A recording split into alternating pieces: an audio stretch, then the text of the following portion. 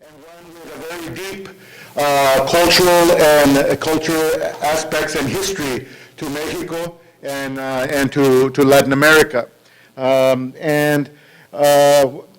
want you to have a great conference, come out of this energized and fed intellectually and so forth as we endeavor into the study of the Latino and Latin American aging.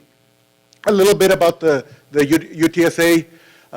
We're one of the universities that has been positioned to be Tier 1 research institution in the state of Texas. Has grown tremendously, about 29,000 students now. About 53% of our students are Latino. We're one of the major Hispanic serving institutions, HSIs in the country. So it's a university that is on the go. You will meet our president, Ricardo Romo, in a few minutes after René's talk, and he'll give you his welcoming remarks. Before going on, I'd like to recognize a few individuals. Let's see, Michelle Skidmore. Michelle is somewhere here. She's still running. Okay, there she is. And Michelle has been doing a lot of the organizing, and it is without any exaggeration to say that without her, this conference wouldn't be taking place. So we very much appreciate her work. And also Miguel Gutierrez, he went upstairs. Okay, he's still, so he's been assisting Michelle with the work. Blaine Walter, also in our staff at Public Policy, has been involved in traveling and hotel booking. Melissa Osuna has been helping out a lot with the conference, and also Harold Kilabasa is helping out with the photographing. So now, and I also want to thank Jackie Angel for this major work that she's done, the effort to build and foster the development of Latino aging. Now I want to introduce my colleague and friend, René Zenteno, who is the keynote speaker for today. René is a professor in the Department of Demography here in our College of Public Policy. He is also the Vice Provost for International Initiatives and Senior International Officer. So he wears a lot of hats here at UTSA. And as the Undersecretary of Population, Migration, and Religious Affairs from 2010 to 2012, Zenteno was instrumental in writing and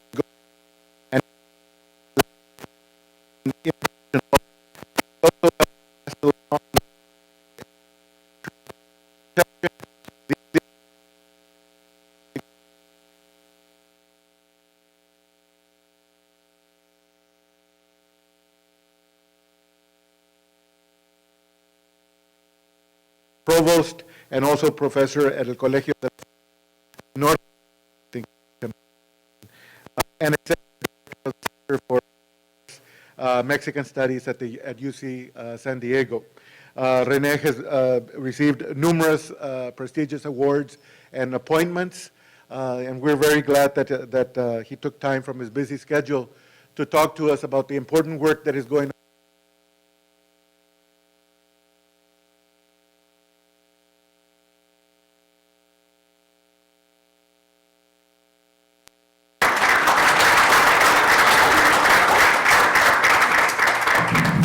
¿Qué tal? Buenos días a todos. Good morning to everybody. I hope this microphone stays all steady.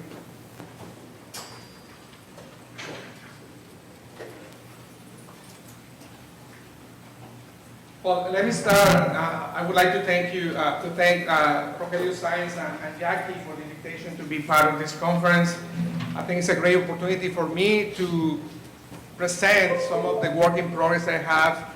I'm working with Roberto Suro and USC on this paper, trying to think and reflect on what is really happening, what happened these 10 years, of what we thought it was going to be just a pause in the history of US-Mexico migration, but we are just about to enter 10 years of very low migration flows from Mexico coming here, and also a very significant return from Mexicans and US citizen children from the United States to Mexico.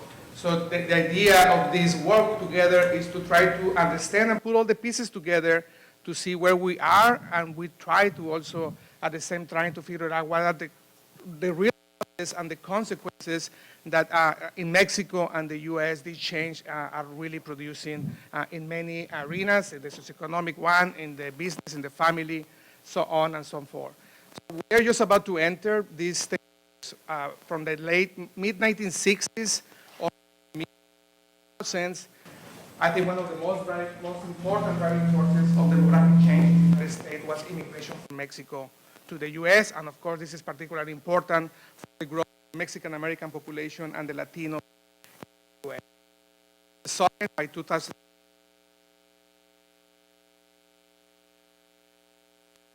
new era of U.S.-Mexico migration, and I want to talk to you about the most recent. Something that, at least in sociology and demography, hasn't been emphasized enough, that more and more enforcement in the U.S. is playing an important role on really discouraging Mexicans to come to the United States. I will give you more or less the perspective of how sociologists we have thought about this when we look at data in a long-term period, but I will try to do the same just looking at these 10 years, the most recent 10 years, to see what are the effects of the enforcement in discouraging migration from Mexico to the U.S. We know, I mean, I talked years, but we had the first signs of distress about what was happening with migration, because the construction industry began to collapse, and also because after many years, first year 2006, that border apprehensions started to decline. Yeah. Of course, by the time that the economy really hit bottom and really affected the demand for labor in the United States, we already hit by 2009, 2010, thanks to the results of the Mexican census 2010, that the net migration between Mexico and the United States was reaching zero. Nobody thought, even in 2007, 2008, that we were going to come to this point. What do we know? Just as a very brief summary of what we know about this, what happened these 10 years. I already talked about this net migration zero. The work of Jeff Passer is very important to really quantify these changes in the demography of migration between Mexico and the U.S.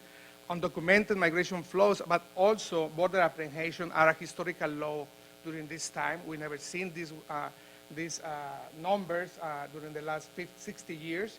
Yeah, also we saw, which this is related to the net migration zero, that many Mexicans went back to the United States. Many were deported, but many were by their own will back to Mexico. And with them, many children, U.S. born, were also brought to Mexico. And of course, I'm not going to talk about that today, but that has represented a very important challenge for Mexico too, because they are going to the educational system in the country without the system being ready to receive children that they don't speak Spanish and they don't have documents to be in Mexico. But that's another conversation. Also, we know because of the work of Doug Massey, two very important things, that documented migration is becoming more important than undocumented migration. And even before the recession, we knew and we were already having signs about the end of circularity between Mexico and the United States that characterized for almost 40 years the migration flows. People going for a short period of time to coming to the United States, returning to Mexico, live with the families, and repeating that process as a rite of passage for teenagers and later on with people that were starting families in Mexico. With the end of circularity and migration net zero, the Mexican-born population in the United States during these 10 years is pretty much the same. What has declined a little bit is the number of undocumented migration, but we're talking about between 11 and 12 million Mexican-born immigrants in the United States during these 10 years. We know also because of the work of Rogelio Sáenz that Mexican immigrants that have been coming more recently are more educated. They have higher levels of education. They are older and they are more. They speak better English than usually the old migrants that came to the United States. And also, and we will see the data here, during these 10 years, even if migration has been low, we have never seen this investment on border agents and technology budget along the U.S.-Mexico border. So the enforcement efforts in the U.S.-Mexico border, but also in the interior of the United States, has no precedence in the history of the United States. And I will talk a little bit about that.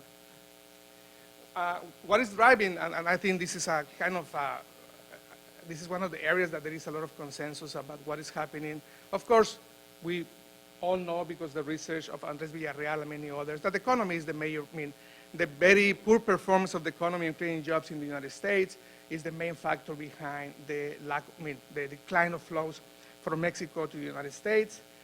I don't want to talk about the last year of the Mexican economy. It says they improved the Mexican economy. I would say now, at least the Mexican economy is not collapsing, right? It's holding there. It's not very strong, yeah, and that's very positive for Mexico, because for many years, especially after the 1980s, there has been several severe economic recessions in the country, especially in the 1990s, that brought almost 5 million Mexicans to cross the border and stay and live in this country.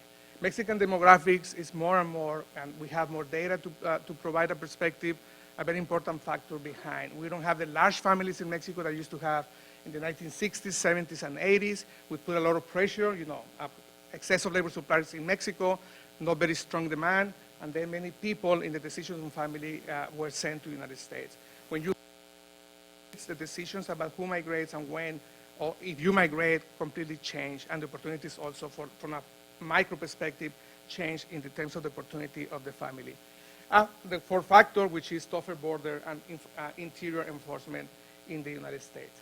The key here, and this is part of the discussion to understand the causes and what may happen late, is that in essence, the mechanisms that really create these massive migrations from Mexico to the United States are still here. Yeah, we don't have an immigration reform that will create the channels, the formal channels to bring Mexicans here. The social capital is here, and if the economy recovers significantly, we don't know how this may or not attract more migrants. So we haven't seen from the policy framework or from the reality of the two countries that the mechanisms that are there has disappeared. So what may happen later is still kind of a matter of discussion with scholars here and there. Enforcement is going to talk today. We know that because of the Andres Villarreal, that we all know that increases in border enforcement it's happened just like 15 decline.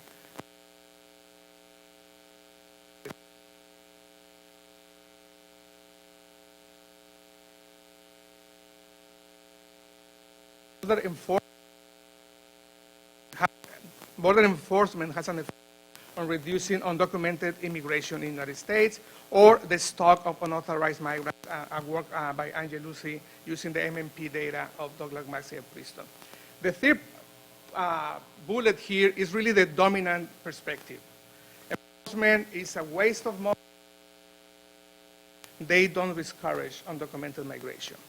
And of course, if you look the data from the 1970s to today, the time series, that would be a very clear conclusion. The question I have here is that if we look at more recent data, if that would still hold, for the last 10 years. How is the connection between enforcement and migration flows for Mexico? And that's why Roberto and I are trying to measure in this paper, at least to open this discussion that enforcement is becoming more significant and we cannot ignore its effects on migration flows. Of course, we know also because of the work from Abuelo Dorán, enforcement on reducing the share of Hispanic population in the case of Arizona, and border enforcement is also very important to define, especially where do you go and live in the United States. But I'm going to present trends about the migration flow, especially on and the relapse of undocumented flows. States, I will use, I don't know if anybody here or everybody's familiar with Tijuana. They've been doing this border survey of Mexican migration. Everybody knows it as EMIF, and I will be saying EMIF a lot during my presentation. This is a survey that takes place along the U.S.-Mexican border trying to estimate the flow of undocumented migrants coming to the U.S., but also the flow of deportees, which I'm going to use for this analysis today, by the deportees along the U.S.-Mexico border. In order to evaluate the impact of enforcement, I will pull this data from 2006 to 2005 to 2014, and I will also pull the data in order so I can see different effects, period effects within these 10 years, especially the most recent one, which is 12-14, in comparison with 25-26, just before the recession hit very badly the migration flows, and the onset of the recession, 2007-2011, to see the impact of all these variables. And of course, I'm going to include interaction terms to see the period changes when I analyze migration deportation experience and period effects for the results. The MIF is a very old survey. It's supported by the Mexican government, different agencies of the Mexican government, but the methodology and the design was really done by El Colegio de la Frontera Norte. Since the late 1980s, it was a project, it was called Cañón Zapata. They were taking pictures. Back then, 1980s, most of the migrants came to Tijuana, close to California, and there was a very important neighborhood in La Colonia Libertad in Tijuana, El Cañón Zapata, where everybody came here. In the afternoon, they crossed.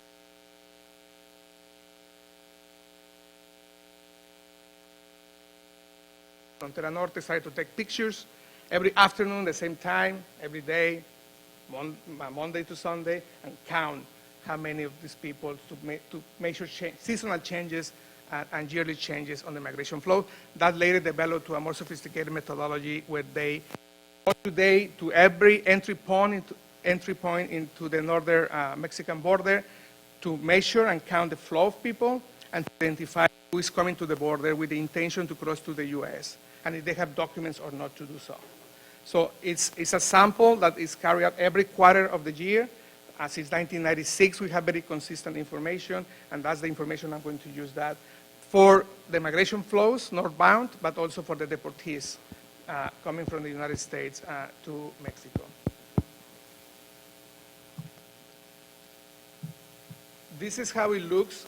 The dotted lines merge from this trying to measure the people coming to the northern border of Mexico with the idea to cross with no papers to the U.S.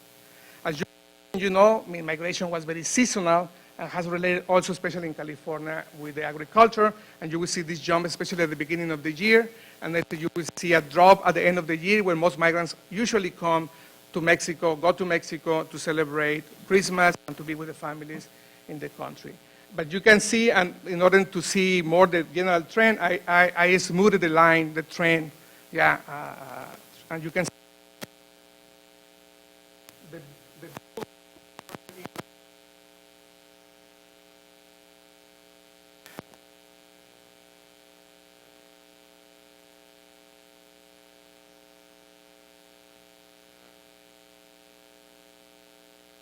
and then you. The first time I wrote a report with Roberto Suro about what is happening with the flows, we were looking at this period. The conclusion that we have in this migration report is that, okay, this is as low as we can go. See it, we have stabilized at low level.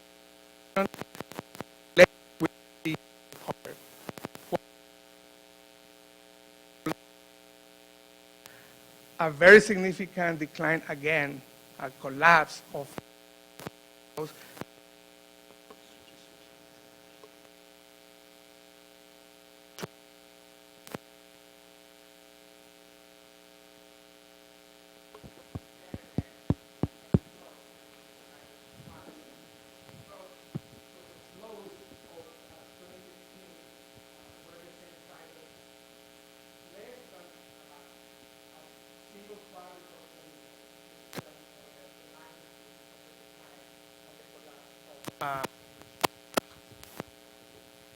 Everybody can hear me there?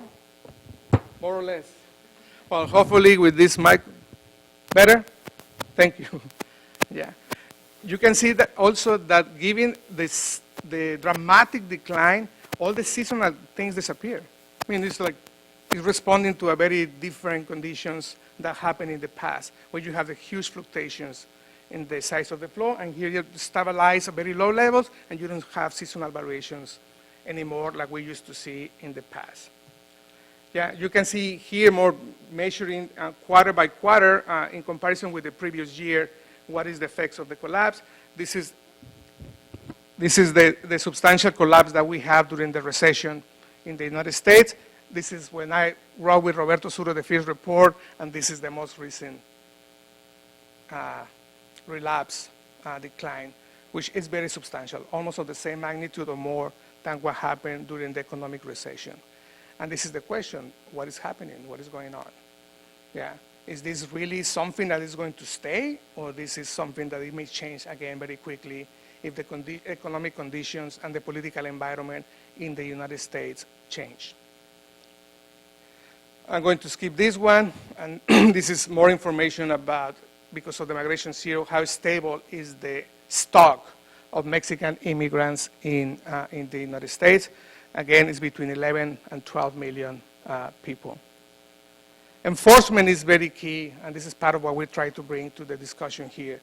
Yeah, this is border patrol apprehension in the southwestern border, and how they classify this data in Homeland Security. And you can see the blue line reflects the numbers, which is also a very important decline during this time, especially during the recession.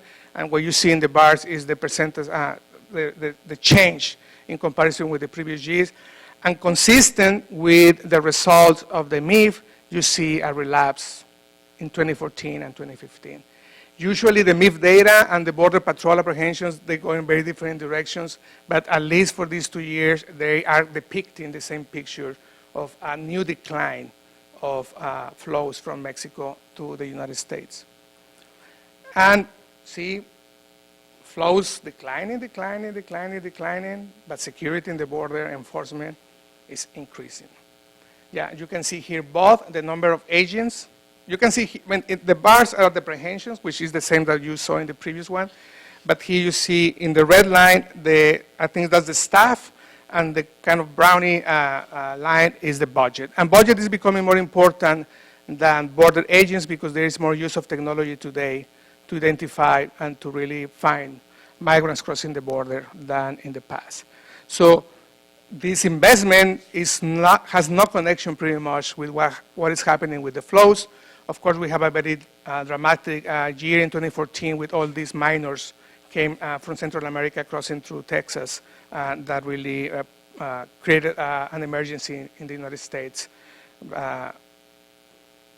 to protect and to see how they can request asylum or a refugee status in the United States. And this is also part of the enforcement picture, which is now, after 10 years, taking a toll. I mean, no other administration like President Obama these years has deported as many Mexicans to Mexico, from the United States to Mexico. We are talking about almost 2.5 million Mexicans that have been deported since 2006 to 2015. Of course, there has been a change recently that is kind of slowing down, but still the numbers are very high. And this is why one of the candidates recently said that he will follow with the same policy of Obama of deportations, because these numbers are probably before that person was not aware of the numbers, and he would like to follow on the same path of keeping deporting families and breaking families, because many of them already settled in the United States and have families here. Anyway, this has to do, again, with how enforcement may be playing more and more a role on the decisions to migrate. What we do with the data, and this is the analytical strategy I would like to present today. Of course, we have limitations to really to measure the effects on the total number of flows, but one of the positive aspects of a MIF is the deportees, that we have a very good sample of deportees, and you couldn't ask somebody better in terms of measuring what is the risk of creating somebody who was deported or already has done it. And the dependent variable is going to be the intention to re-enter the United States after being deported in the next 7 days, right? almost in the past, 90% of the people that was deported, 95%, used to say, I'm going to go back. Yeah. You will see now that the numbers are declining over time, and the idea of this analysis is to see what are the factors behind that decline.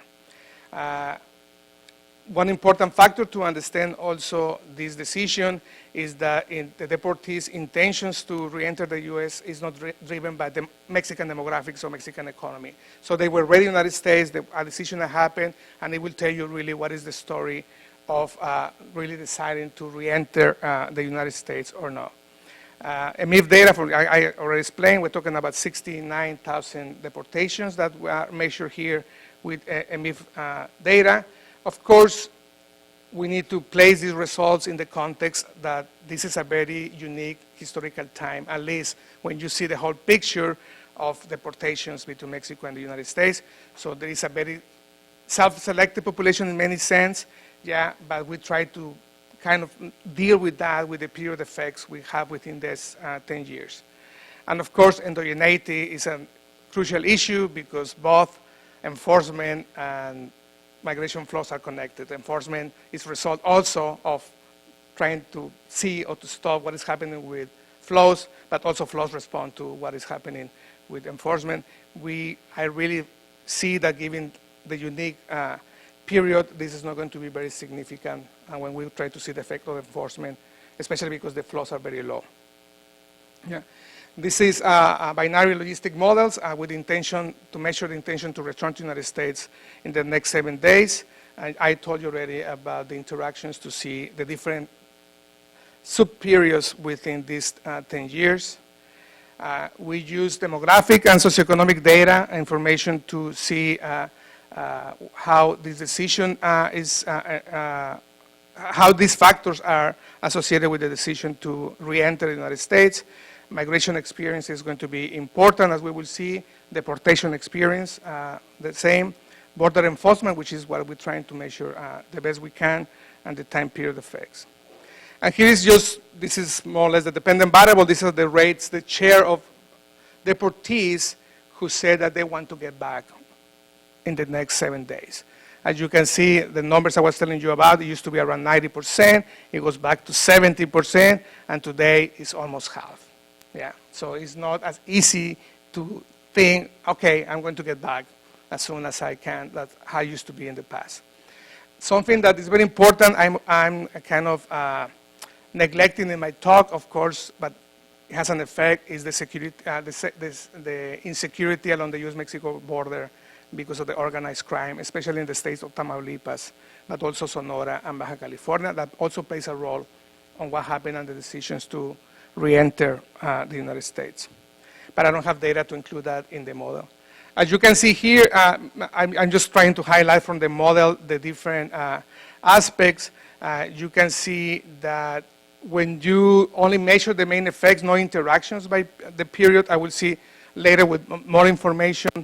When you compare with the pre-recession period, there has been a significant decline for 2010, 7 and 11, but also the most recent period, 12, 14, in the intention to return. I mean, there is less likely that a deportee, even holding costs and other variables, will return to the United States. I'm going to skip these demographic variables so I can finish very soon. And here I'm just going to just to have the discussion.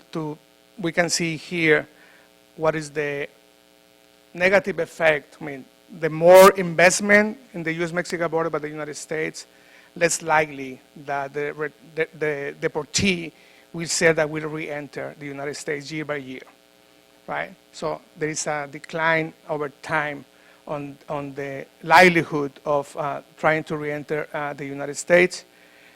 And when we go to the migration experience and also how was the experience of being deported by the Mexican immigrants, you will see that more and more important, it's becoming more and more important to measure the intention to return if you have experience migrating the border and you have experience being deported on the one hand. So it's becoming more difficult for those who have no experience to really make that decision of trying to cross the border again, and experience become more important, which it will make sense if the difficulties have been increasing over the time. But this is also something that reflects very clearly on the data. Yeah, and we know that because of qualitative work by many scholars, that has been an increase in the physical aggression and the verbal aggression of the U.S. Border Patrol or ICE in the way they treat immigrants when they are detained. So we ask about that physical aggression, how was experienced, and the verbal aggression, and we included these variables, and as you can see, it's a very important, as you can expect, at least from a logic sense, it was a very important factor discouraging people to get back to the United States. I don't want to say with this that I want to encourage this kind of policies because it can be read in the wrong direction, but I think the intention of this paper, of this presentation, is that we need to move a little bit away from the fact to say all the time, enforcement, money, what happened in the border has no effect on the migration flows. If you have been in the U.S.-Mexico border, you have been in Tijuana, you have been in Reynosa, you have been in Laredo, you have been in the shelter houses, and you can start seeing in the data, it has a very profound effect on what's happening to migrants and their families in their life. We cannot keep ignoring that, and we have to really fight for the right treatment of immigrants when they are detained in the United States and the way they are being deported. And this is part of the discussion, but again, also I wanted to present data to you about how the migration flows have been declining over time. Contrary to what people is saying there, Mexico is not sending its people anymore. Yeah, we never thought that we were going to come to these historical low levels 5-7 years ago. We've seen that. What the future really can bring, that's a very good question, how the different factors that have been driving the migration will really surface again to drive more migrants. Yeah, northbound flows have been relapsing, and we already said that. And I think, and this is part of the discussion and I'm happy to listen to you. If you have any questions or comments, I think the United States is starting to look a less inviting place for immigrants like it used to be in the past. I don't think I need to explain that much about it. Intentions to border reentry have experienced a significant decline in recent years. Migration experience became crucial to attempt a new unauthorized crossing, and the physical and verbal abuse also, of course, affect the decision to reenter.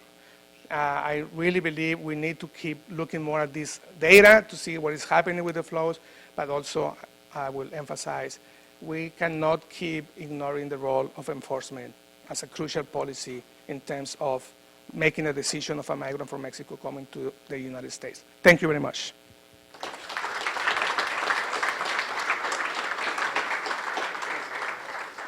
I think we have like 7 minutes for questions or comments. Anybody? Lloyd. Could you maybe talk, I mean, certainly that you see the relationship between enforcement and the budget and the decline, but what would you in some ways, you almost wonder if, or what I'm wondering is if that increase is really what's driving the decline. And can you maybe just talk a little bit more about the relationship between, as you see it, and what might be some recommendations for budget and staffing along the border? That's the tricky question when you present this kind of results, yeah? Because there is at least with this data, of course, we need to be more careful with the endogeneity, especially in that part. Is enforcement driving the migration or migration driving enforcement? Yeah, at least from this data and with the assumption that we have, there is a clear connection that more budget and more staff in the budget is at least having an effect on the decision to get back to the U.S. by deportees. I have no idea, and I cannot really extend this conclusion to the general flow from Mexico that is also responding to other forces. But that's what I wanted to really concentrate on this part. Of course, somebody will tell you, okay, it's working very well. Yeah, but I think, and not only the investment that investment on enforcement by the U.S. government, but also the way they treat migrants when they are detained. Yeah. I have a question. Comparison, I don't know that Puerto Rico is a territory, and Puerto Ricans are American citizens. But whenever the economy is bad in Puerto Rico, they come to the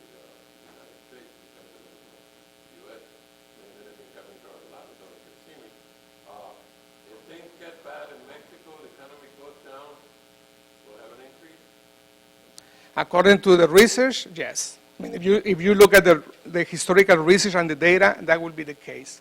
Yeah, but Mexico since 1995, of course, there was a small recession in 2001 like in the United States because the two economies are very linked, but Mexico has been for almost, 20 years without any significant recession. So, but to answer your question, you may expect more migration if there is a negative outcome on the Mexican economy. Nestor, Have you looked at the effect of the very dramatic decline of Mexican food? no, I haven't done it here, and I didn't do it here, especially because of the nature of the migration population, which is deportees. Yeah, but of course, if you want to really talk about the northbound flow, you will have to include that variable. Yeah, Paula.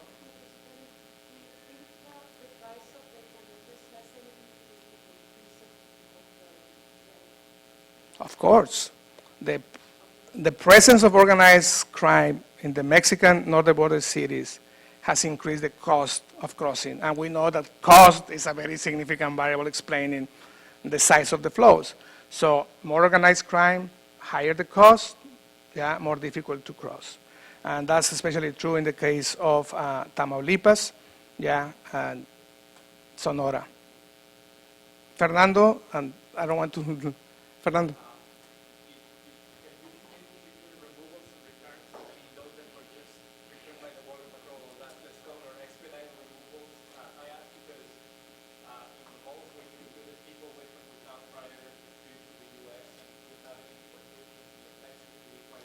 Yeah, I cannot distinguish here very clearly. I mean, you ask how long they were detained, but you don't really, in terms of the classification of removals by Homeland Security, I cannot really exactly have a match between them. Yeah.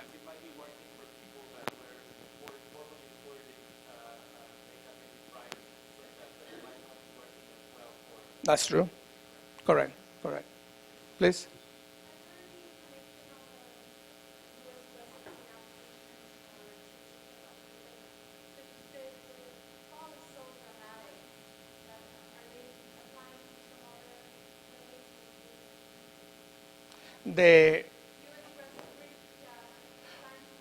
Well, that's one of the arguments that people like Doug Massey, I mean, scholars like Doug Massey has now, that people is making decisions more to try to cross with documents and not like in the past undocumented. Well, you can question if all the documents will be exactly legal, but people is trying to do it more through legal kind of channels than in the past. Yeah, undocumented migration is, again, and this is what I'm talking about now, undocumented migration coming to the northern border, crossing to the United States. The migration flow total, it may be a little bit different, yeah, than this picture. Yes?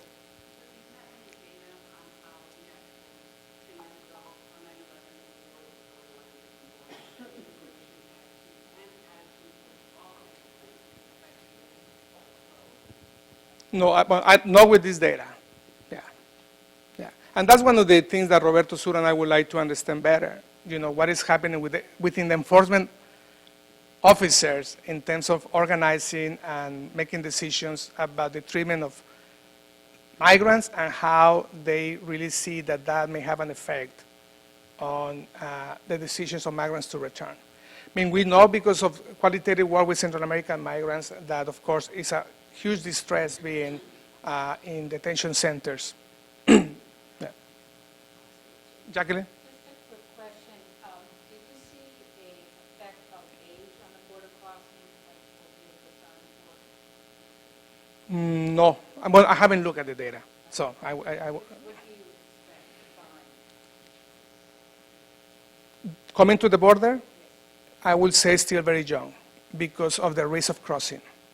Yeah, for example, Arizona is the most dangerous part to cross the United States. You have to be healthy, you need to walk a lot, you need to be strong. Yeah, so if you are in your 30s, 40s, the chances are lower to really cross there. So I think in general, given the risk and the conditions, I would say more younger people. That's why it's very important to connect with the results of Rogelio Sáenz, what is happening with documented migration coming to the U.S., which I think they will be the more educated, older and with better English proficiency. Yeah.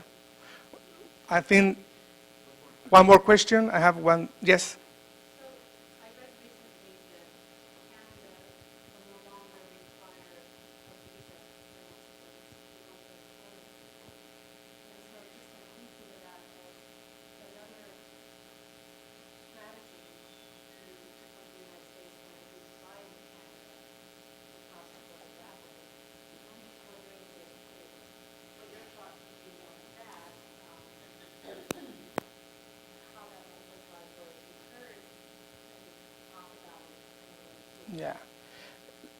My first answer is Canada imposed the visa to Mexico like 5 or 6 years ago. Before that, there was no visa, and we didn't see anything like that happening. Yeah. So at least from the previous experience, yeah, Mexicans didn't go to Canada because they didn't require visa and then come to the United States. It was easy enough to come to the border and cross. The second part, the visa is going to be kind of eliminated, but still you will need a special permit. It's not called visa to come to Canada. So it's not going to be just come with your passport to Canada from Mexico. You still need a paper to fill, although they don't want to call that visa. That's my understanding how this is going to be handled. Yeah. Well, thank you very much, everybody. Enjoyed the conference. Welcome to UTSA in San Antonio.